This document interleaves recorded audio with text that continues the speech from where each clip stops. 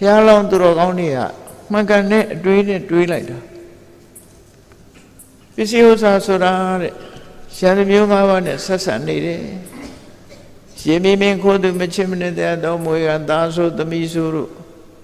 ဖြည့်ဆည်းလို့ရှိရင်ဒီပစ္စည်းတွေကပြတ်သွားတယ်ဒါကြောင့်မို့ရန်မျိုး၅ပါးကြောင့်ပျက်စီးသွားနိုင်တဲ့ပစ္စည်းတွေကြပျက်စီးသည့်အတွက်ကြောင့်အနှစ်သာရအခိုင်မာတယ်လို့ပြောလို့မရဘူးတဲ့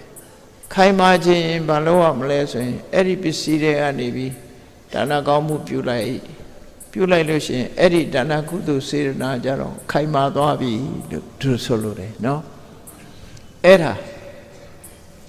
ကိုယ်ပိုင်သွားတာလဲဒါပဲတင်ညိတတသကံဟောတိတင်စအာရယခိစတိကိုလုံးလိုက်တဲ့ကုသိုလ်တရားဟာကိုယ်ပိုင်ဖြစ်သွားပြီတော့ဘဝတန်တရားမှာလဲဒါပါသွားမှာပဲဖြစ်တယ်ပေါ့